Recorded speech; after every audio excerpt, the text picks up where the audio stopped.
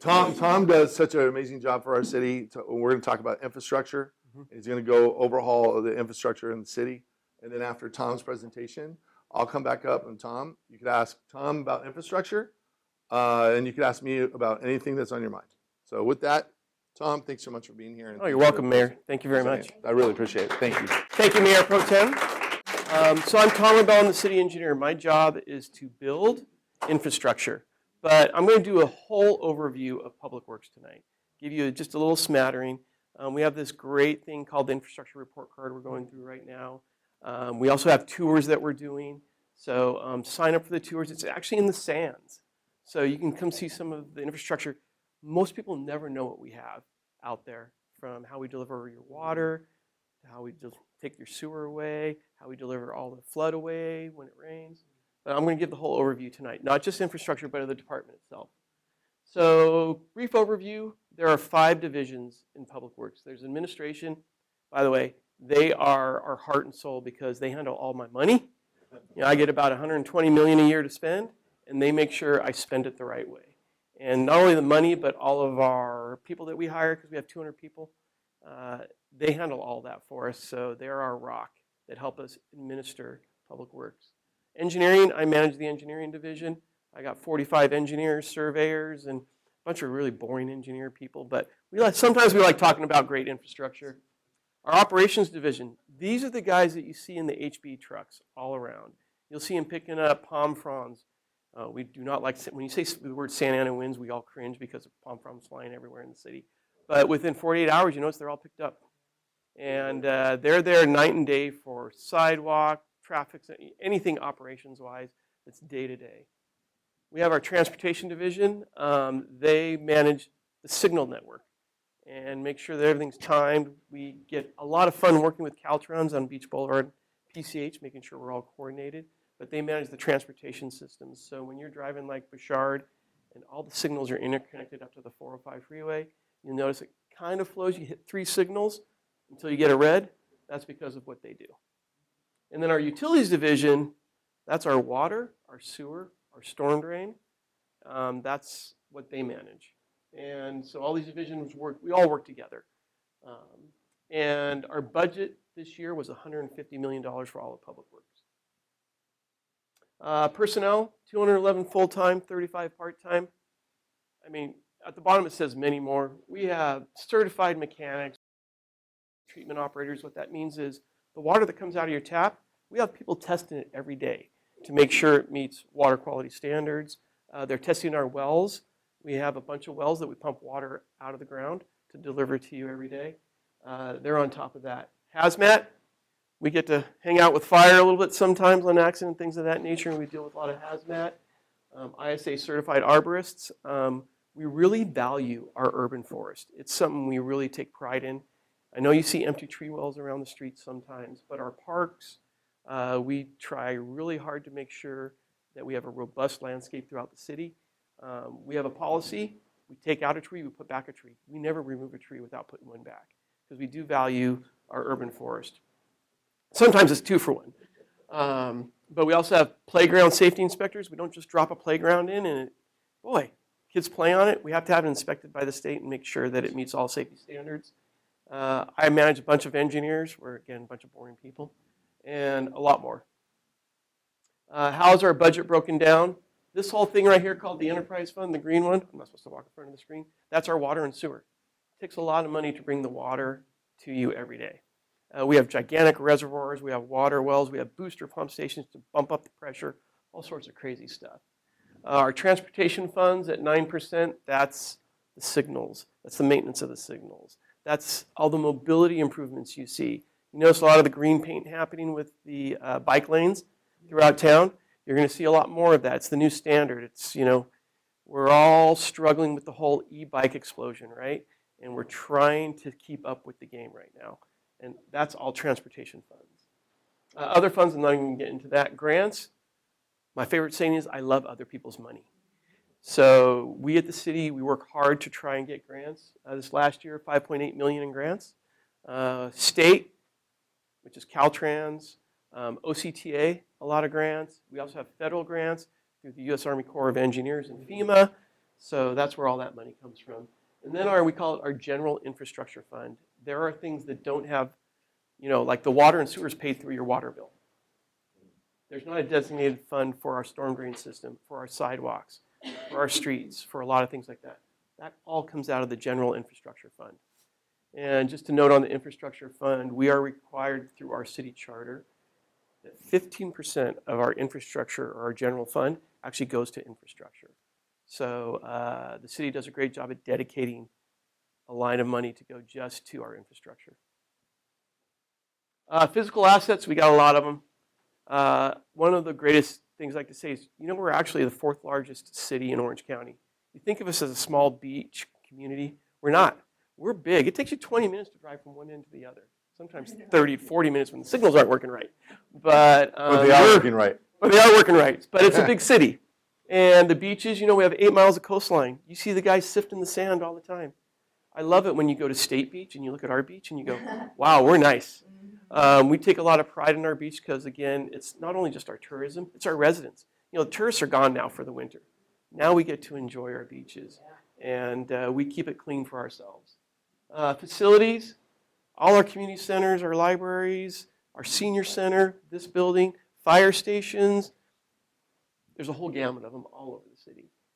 Fleet, from lawnmowers to fire trucks, we maintain all of our city's fire vehicles, all of our PD vehicles, all the motors, all that stuff. So that's all under Public Works. Landscapes and trees, we talked about that a little bit. We have a ton of them. Parks, we have 75 parks in the city that we need to maintain. Playgrounds, mowing the lawn, trimming the trees, benches, sand, you name it. We maintain all of that. Sewer, we have 360 miles of mains. A couple fun stats. If you were to drive here to Stockton, California, straight, that's how many miles of sewer we have in the ground. So it's a lot. Storm drain, 130 miles of storm drain. We have 15 storm drain pump stations. I would love to be one of those more inland cities that all the water flows to the beach. Fortunately, we're at the end, so we're flat. Southeast Huntington is kind of flat. We have a lot of flood control stations right up against the Santa Ana River that pump all the water that's 20 feet down, back up into the Santa Ana River when it rains. We have to maintain all of that. The water, 530 miles of mains that brings water to your houses. Again, that's from driving here to Reno. So if you were to put all of our main pipelines end to end, that's from here to Reno. Think about how massive that is. So it's a lot to maintain. Our streets, we have 100 miles of arterials, 320 miles of residential, and just a ton of traffic signals and flashing beacons and all sorts of things. Recent accomplishments. Central Park. There's a lake there. You wouldn't believe it, but the fetch from the wind erodes the shoreline. So just the winds that we get every day from onshore, you get that it goes all the way across the lake and it creates about a wave this big, digs away at the shoreline. So we had to add a bunch of revetment to protect that shoreline and protect the road that's there. Just finished police department. We did some major upgrades to their traffic division.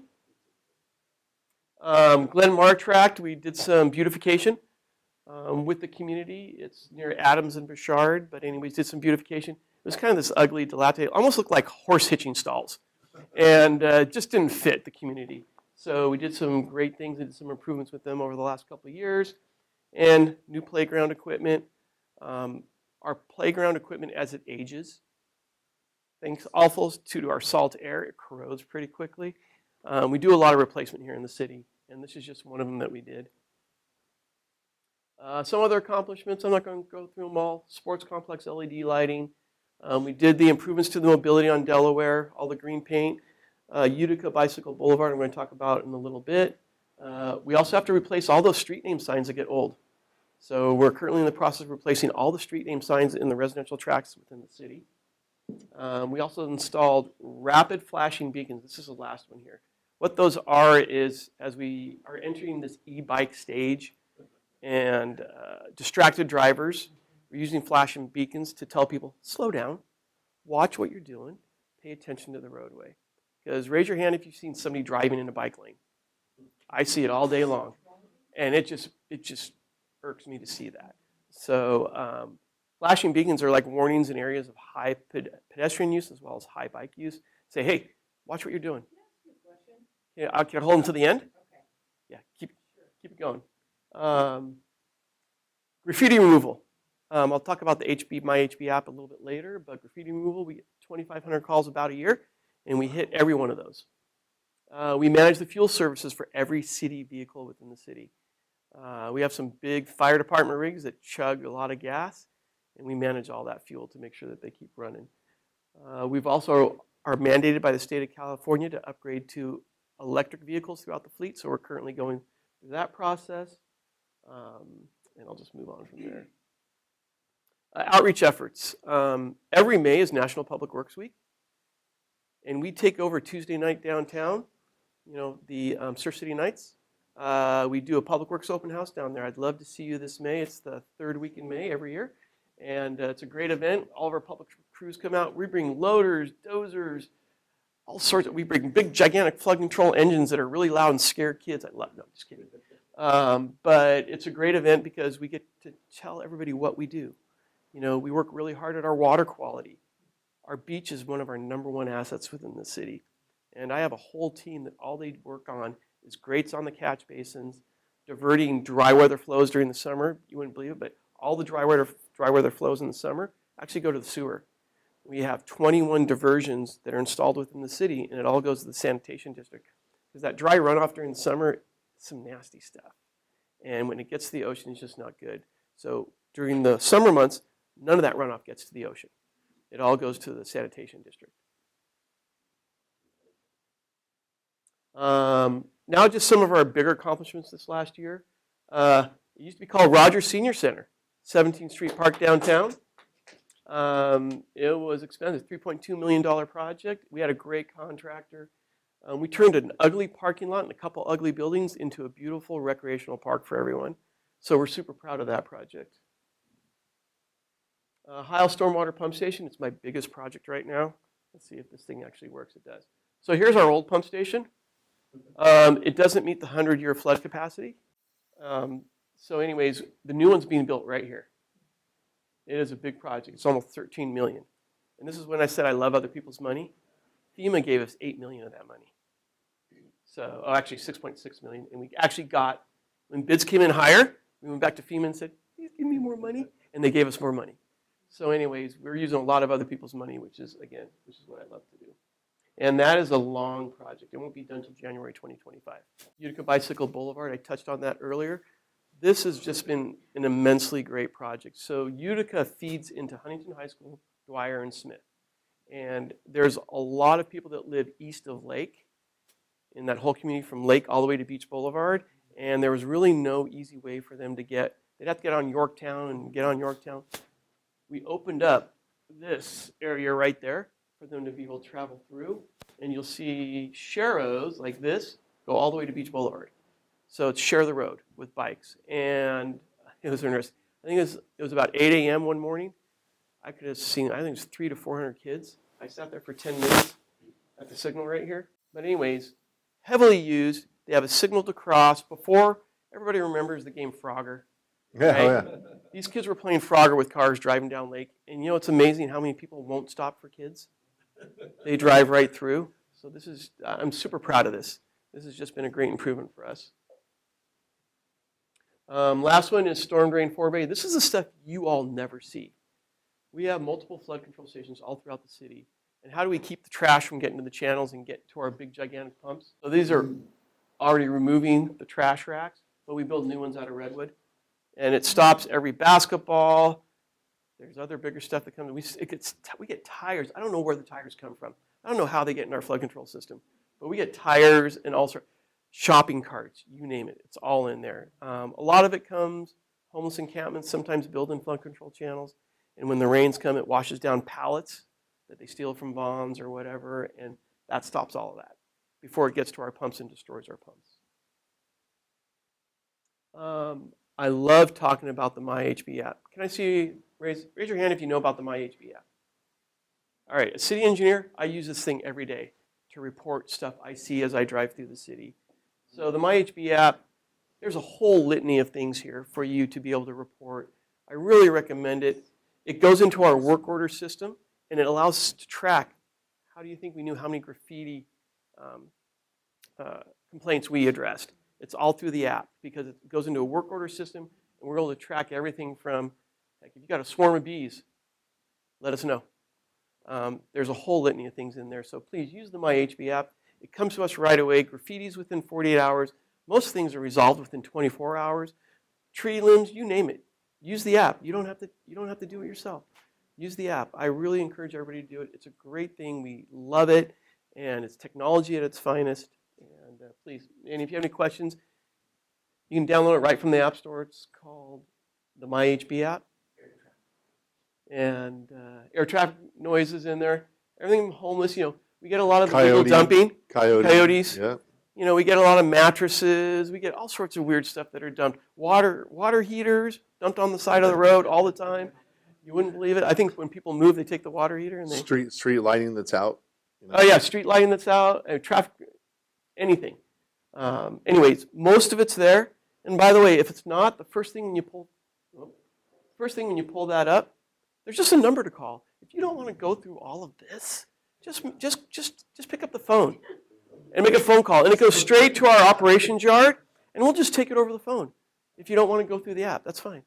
And on that, though, on the last slide, I do have handouts over there. It's really just this, frequently called numbers. If you don't want to use the app, feel free to grab one of those.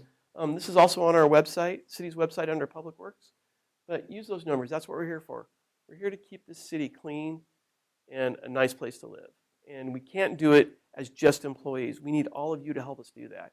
You're our eyes and ears. You really help us to make this city great. So we appreciate everything you do because we can't do it alone. We can drive around and I use that MyHB app 5 times a day for this, that, the other thing. But we don't see it all. But you all do. So with that, fire away. What an awesome job presenting the great work that's getting done in the city.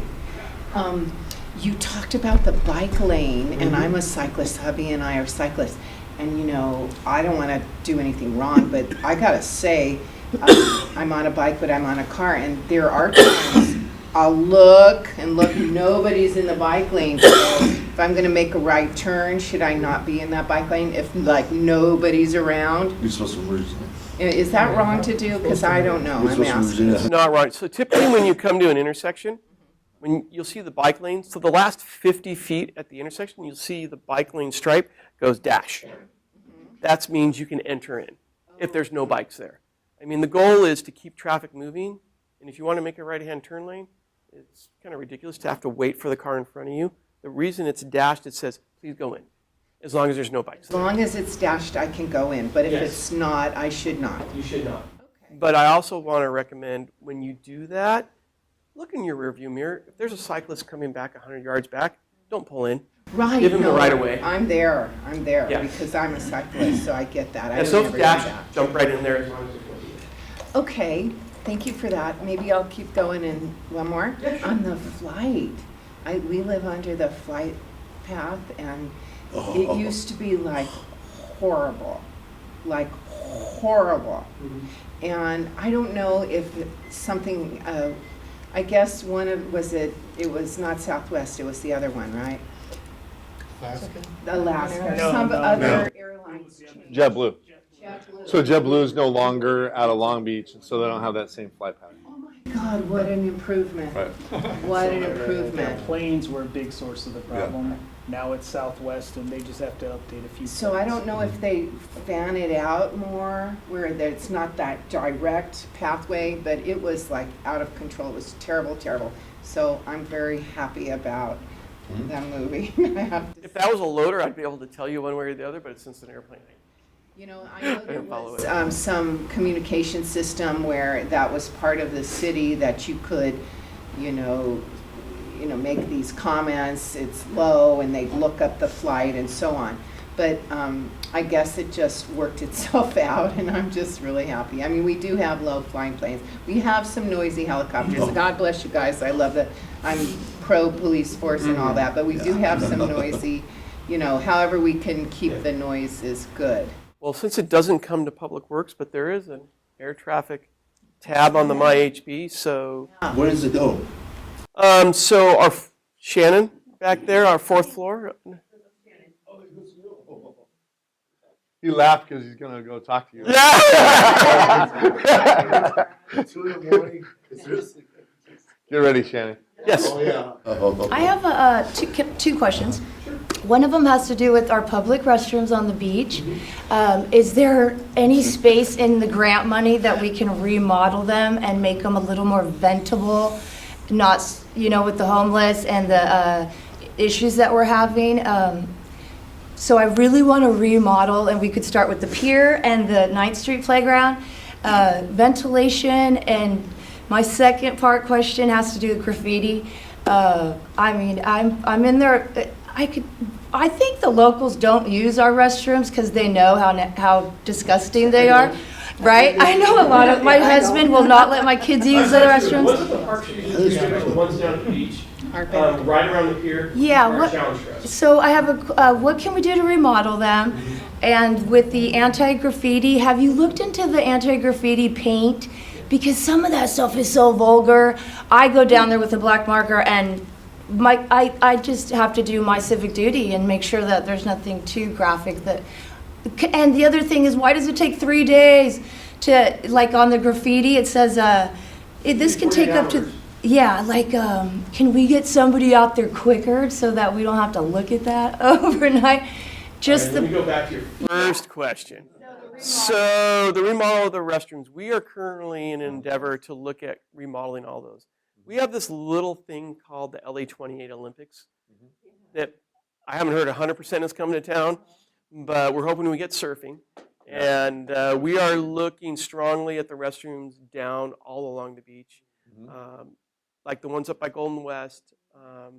We are going, because of the homeless issue that we're all challenged with, we're going to more of an open restroom style. We're going backwards in time. Go back to the 70s and the 80s when you had partitions and you can see people's feet. We're going back to that because now what happens is we have crews that have to go down at 10 o'clock every night at the beach and knock on every restroom door because the homeless lock themselves in them and they want to sleep there all night. So we go in, we knock, and when they don't open, we open it up. And if there's a challenge, PD's always there with us to help support if there's a challenge. But that's what we deal with, and we don't want the individual stalls anymore. We're looking for more of an open layout. One restroom that looks really, really nice is the city of Newport at their pier just redid their restroom just south of the pier, and it's the open style. They went from the single stalls to the open style, and they love it because people can't hide anymore. And there will be partitions though, so. there'll be partitions. Okay. We're not going back that far. But and a roof, right? In the meantime, all you have to do is cut the door, just a little bit on the door, that's it. I mean, you guys have to think all this stuff up. But if you just cut the bottom of the door, you look under it, and that's it. So what we're doing So right what now if it's all is metal? we have Really? enhanced cleaning. Huh? We're out there I'm just saying for twice a day. emergencies. Twice a I'm just day? saying for Okay. right now, until we do something, you know what I mean? So that way, At it least also, it's on the just cut the brick. It's not that hard. In less than 4 inches, you've solved what, at $2 million, $4 million? Yeah, because I mean, for now. it's a good suggestion. I've got it in my head. I'll bring it in. We wouldn't be able to cut the doors because if we cut the doors, there's going to be sharp metal and stuff. But it would be a door replacement. But that might be a good temporary solution until we do the big fix. And have you looked into the anti-graffiti paint? I haven't actually tried it to see if you could wipe it off. Yeah, so the challenge is, I'm just going to flat out say that Yeah. graffiti paint does not work. Okay, because So the people etch it. When you do the thing, then they etch it, and they scrape it off, and then they do their graffiti. So we've tried it at multiple locations. It just doesn't work. Any other Because they solution are you can too think of? smart now about their graffiti. You know, I'm an expert at graffiti because I have walls on the freeway from Caltrans, and I've had them for like 13 years. And the first thing, and my ex is like the top person over in Downey, and there's no graffiti over there. And the philosophy is, when I was trained over in Montebello, I know everything about graffiti. Tell me. I mean, cleaning. Get it out. And the most important thing is to clean it up immediately. Yeah. If it's cleaned up immediately, they give up. Because what happens is that if they don't, and if it stays there for a couple of weeks, they tell everybody, and then everybody comes up. Yeah. So it really promotes keeping it. So the longer you're keeping it, the more work you guys are doing to yourselves. I mean, so if it's done fast, I'm dead serious. It is insane on how little work she has to do now, because everybody else is afraid. I mean, the risk of doing it and then only having it for less than a day. it's not worth it for them. I mean, or, you know what I mean? So Just a suggestion. Tom says 48 hours for the most part. Yeah, but if He's it's- saying 48 hours, Yeah, but for the most part, my experience is when I've called it in, it's been fixed in 24 hours. Yeah, that's good, that's really good. You know, he says 48 hours. It's like under promise, That's- over deliver. Yep. You know, you don't want to say 24 hours if it's a little bit longer, but for the most part, it's under promise, over deliver. When you say 48 hours, most of the time, my experience Yeah. has been they've been done in 24 hours. The other thing is some people might interpret 48 hours as Yeah. a day of, which Yeah. is not always the Right. case. Right, right. I had also written in, I use the old school, I don't use the app, but I just use the old school. And I suggested the maintenance guys carry a spray paint can of the wall coloring. So if they see a vulgar image or some mentally, something gnarly, they could just spray paint it they check the bathrooms twice a day. Maybe they could just spray paint it over. So let's talk a little bit about that. So if he's, a lot about graffiti, every wall is a different color. So our graffiti vehicle is a piece of artwork. Oh, really? So they have 28 different color paints. They scan the color, they mix the color. So one spray paint can does not work, and we don't use spray paint cans, by the way. We use sprayers. But we actually take the color of the wall, load it in, and it mixes the paint, and we spray it. So it's technology at its finest, because nobody likes seeing the wrong colored anti-graffiti covering over a wrong color wall. It looks outrageous. So we do a good job trying to make sure, and it never matches perfect. Nothing's perfect in this world, but we do a pretty good job of getting really close. Thank you. Yep. Amory. Yes. I just wanted to thank Mr. Amory Anthony, Historic Choice here. I just wanted to thank everyone for the Utica Avenue Bicycle Boulevard. I just took that on Monday to another meeting. I think it's great. I particularly like that it reduces, if you're going on Beach Boulevard and there's a street that Golden West does not meet from City Hall, it makes it much easier. You don't have the extra lights on Yorktown. I did want to ask about that, about some of the environmental benefits of that you're of having the bicycle boulevard versus an actual road. Particularly, I'm asking because at the last council meeting, it was talked about how with the power authority, some of the concerns about the environmental aspects there not necessarily being. So I wanted to see if there were definitely, I think this definitely has some environmental benefits. So I wondered if you might talk about that. So the environmental benefits of, we have a mobility master plan coming out. We're in the final throes of our mobility master plan. And it's going to talk about what do we need to do going forward to enhance non-vehicular mobility, which is bikes, e-bikes. It's everybody in wheelchairs. It's moms with strollers, with kids. How do we enhance that and make it safer for them? That's part of the mobility master plan. The side effect is, right, less gas emissions. So that's what we're shooting for, is making the city more mobility friendly for other modes of transportation other than a gas guzzling car. And that's what the mobility master plan is going to address. So the benefit is no greenhouse gas emissions to the mobility master plan, because we're reducing that by adding mobility within the city. Did that answer your question? Yeah, Maureen? definitely. Thank you so much. That was a good Sure. answer. First of all, my name's Tim Geddes. I live in Southeast. My house backs up to Sealy Park, right in the middle of the tract, south of Hamlet, east of Bouchard. Anyway, I just want to give props to the city for taking care of that park. They do a great job, and I see it, I walk it every day, and so anyway, I appreciate that. My question has to do with water.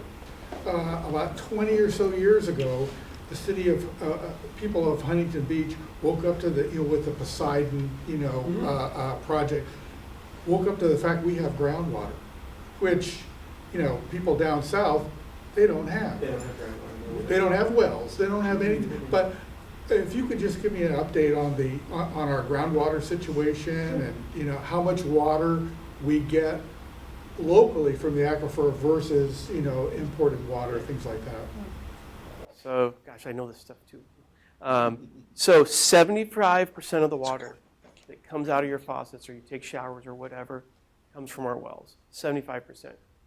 So we are in an adjudicated groundwater basin, which means the water that we pull from the ground, so does Fountain Valley, so does Westminster, so does Garden Grove, so does everybody else. So we're mandated by the Orange County Water District, who manages the groundwater basin, to only pump 75%. We got to make sure we keep our pumping down so that everybody can share in the aquifer. So we pump to our max, which is 75%, is dictated by the Orange County Water District. And what's great about the water we pump. What do you mean 75%? So if you flush your toilet, 75% of the water that you use to flush your toilet comes from the ground. The other 25% comes from the Colorado River. So it's import water. So the last 25% is import water. What's great about the water that we pump, it's half the cost of us paying. It's like, if you grew your own tomato, it's a lot cheaper than buying it at the store. When we use our own water, we have our water wells. It's a lot cheaper to do all of our operations and maintenance, which is done when you pay your water bill. It all comes to us in the enterprise fund. We maintain our water system to produce 75% of the water to the max that we can to make our water bills, which, by the way, are the third cheapest in Orange County. You don't want to live in an Irvine Ranch Water District city because they're double us. But we do a good job at trying to cap and max our 75%. And we limit the 25% that we have to import. We're not importing 30%, 35%, because our well field is strong. Okay, you keep on saying 75% like you're doing something special, but that's what you're always doing. It doesn't matter how much you use or not.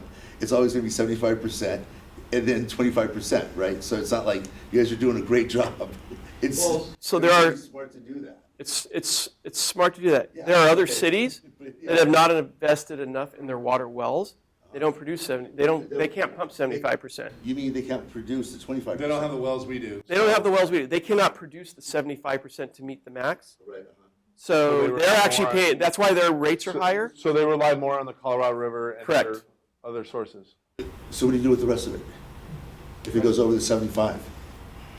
We only pump 275. Oh, 275. So it's gauged. It's monitored.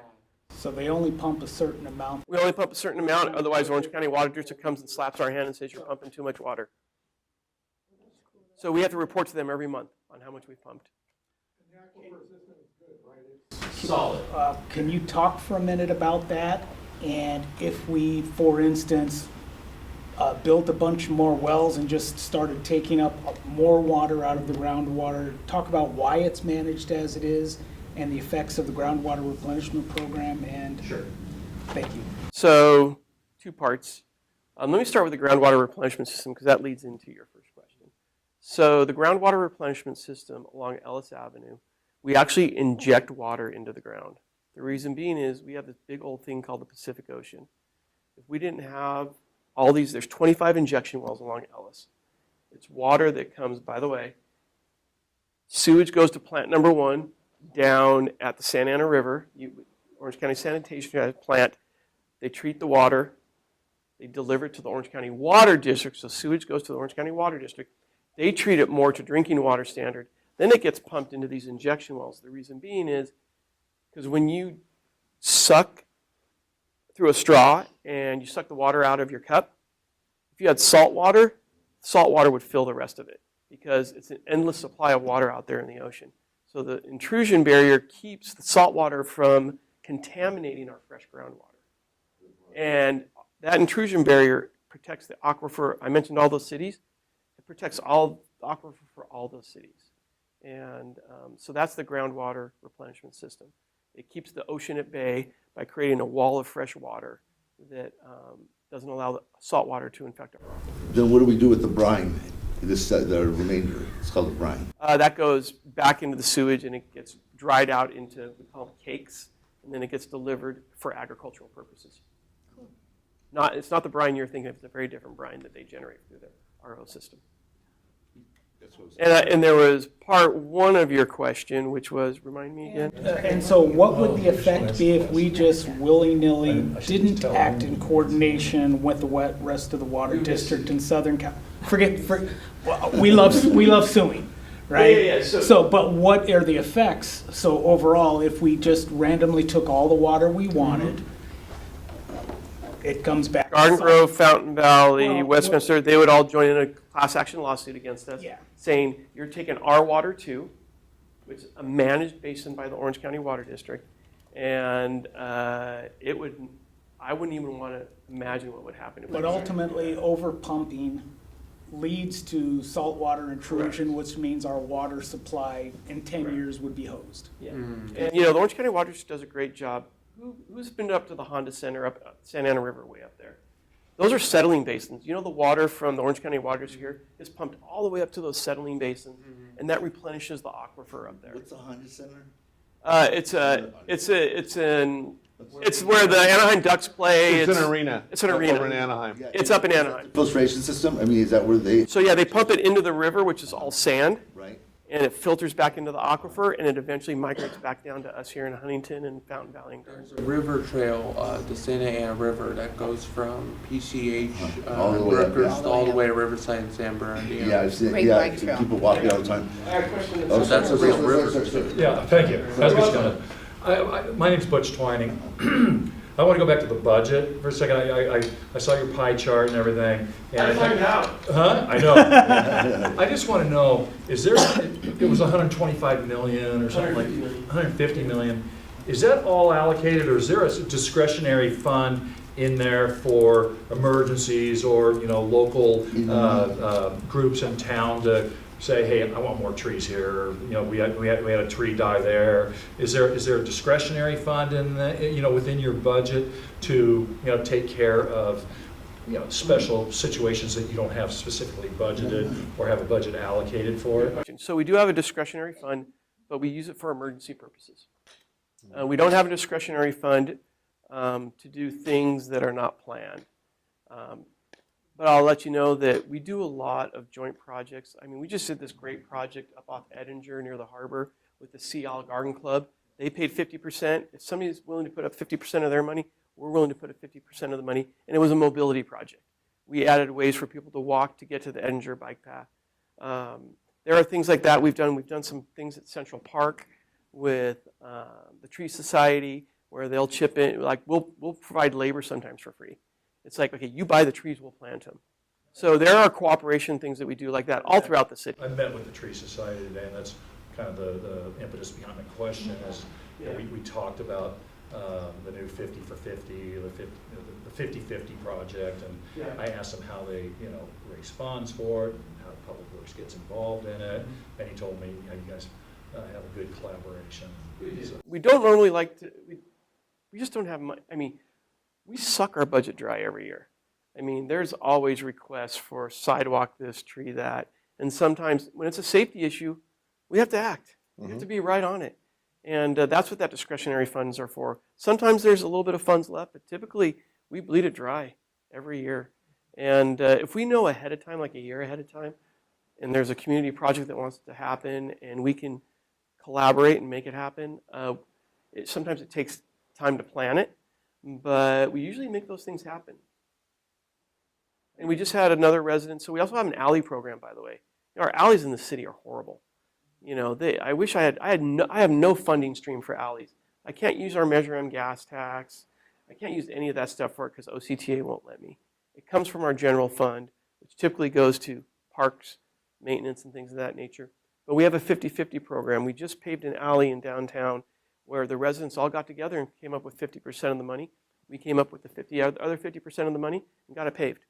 So we're willing to do collaborations like that allow us to improve the infrastructure. And some people are willing to step up to the plate. Yeah. Ma'am.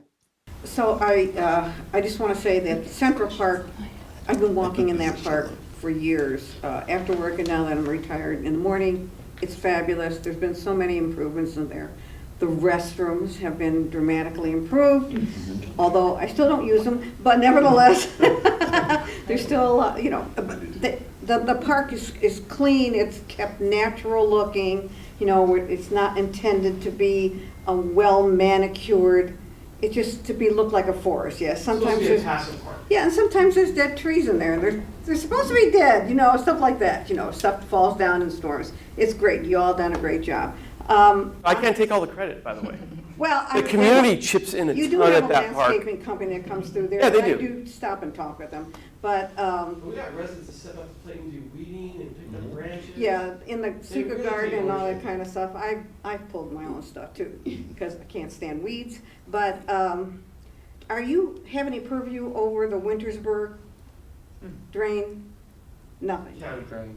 It's strictly county, okay. Strictly county. They're doing a ton of work right now in Warner. 'Cause the They're tests are expanding the going flood when it was supposed to or the be done, flood and- control channel to add more capacity. Okay, the intersection at Edwards and Warner. Every other year, every other month, there's a horrific accident. We just had one a week and a half ago. Like clockwork, this happens. You've changed the lighting, the sequence and arrows, and it's just horrific accident after horrific accident. It's dangerous. Yes. So I'd like to respond with, it's dangerous for people that don't drive things the correct way. I'm sorry? For people that don't drive it the correct way. There are people that do, we can't fix people's driving habits. The signals work. We have enough time. They're all, we follow state standards and they all work really well, but people make wrong decisions all the time. This is true. And that is a crazy intersection, by the way. It is a crazy, crazy intersection. And people get impatient. They do things they shouldn't be doing. So it's not the signal timing, it's driver behavior. There's not turn signals on all four corners. I just think there should be. So let me lead into that a little Anything bit. that slows down or deters people from slowing, to slow down would be helpful. There's a lot of apartments and stuff there, you know. Warner is crazy after 10. And used to be the main street of Huntington Beach, but it's pretty bad, so. Well, I'd like to add, so in the last 10 years, I'm just blaming cell phones because I see it all day long. Traffic accidents have gone up 180% in 10 years. And they are saying it's driver distraction all the time. There's people that say that person was, all the time is driver distraction. And we can't, that's just driver behavior. I can't control driver behavior. What I can control is my signals working properly. And that's the best we can do. Yes. You mentioned the tires. I mean, you have a whole bunch of tires that are thrown away. That's a really big breeding ground, I'm sure you know, for mosquitoes. And so it's really important to get rid of them as fast as possible. But there's a lot of people, there's a lot of cities that are buying, instead of just giving you the problem, there's a lot of cities that are buying these crushers that only cost like $120,000. You just put them in there, and besides, I mean, if you do it every single day, it's not that much, so you don't need a really huge one. And it crushes it up to tiny little things, so you can put them on playgrounds and all this. And it's really safe, and it saves a landfill, and it also puts, I mean, and you know what they're doing also is somehow they're melting them or something and making the sidewalks out of them instead of. Have you seen that? And it's, I mean, because tires are really, really big problems with mosquitoes. We don't throw tires away. We store them at our operations yard. When we get a couple truckloads, we take them to a recycling center. You know, every street you drive on out here, it has a rubber tire in it. It's called asphalt rubber hot mix. So the top layer of asphalt that everybody drives on everywhere in the city has 10% rubber in it. And if you notice, if you were to drive in another city that doesn't use rubber, it's a lot louder. The rubber really deadens the noise on the city streets. Well, they did it just for, but they also did it because asphalt's a flexible pavement. Rubber's flexible too. And it was just a good marry between how do we recycle and keep the tires from all going down. They ship them to Mexico. That's what they do. They ship them to Mexico. And we keep them here now. A company in Tustin grinds them up, throws them in the asphalt mixer, and that's where we get our cap from, our last 2 inches over our asphalt. So we do not throw them away. Last question. Yeah, last question. Is it me? Yeah. Okay. Wow. You have on your budget about the electric vehicles. I was curious what the plan was, and also, because of traffic increasing, right, and our beautiful beach and people wanting to go to the beach, and, how we could, if we had a plan to have an electric vehicle, maybe even free up Beach Boulevard, take people to the beach, I don't know. Oh, I see what you're saying. Laguna has the free shuttle bus, and I just wondered how much that would cut traffic and people would use public transportation more, and it wouldn't be polluting, and I just thought that was a cool idea. So we have a small start, of course, with our downtown shuttle program. Circuit. That's a start. OCTA is electrifying their entire fleet of buses. So if people are on Beach Boulevard, use the bus. That's what public transportation is for, to get you there. The fleet I'm talking about is our fire vehicles, our PD vehicles. We're electrifying our own fleet. And not for public transportation. We're electrifying it because of state mandates for our own uses. Okay. Is that every car or just like a portion? We have a certain mandate for a certain percentage, but one of the challenges with the state of California, we don't have the infrastructure to even support the mandate yet. So they're going to have to give. It's crazy. Don't get me started. And by the way, they don't give us the funding. And they don't give us the for funding to build the infrastructure to support what they're mandating us to do. So, Unfunded mandate. yeah, unfunded mandate. So we're working through that. All I see is the state having to give on their mandate because there's no way we can build enough infrastructure to make this happen. All right. So let's give Tom a big round of applause. Thank you, Mayor. Thank you. Appreciate it. Thank you. Welcome. As it says, we have amazing people that work for our city that do a remarkable job. The graffiti is just one of many, many examples. They say 48 hours, but my experience, every time I've called, it's been down in less than 24.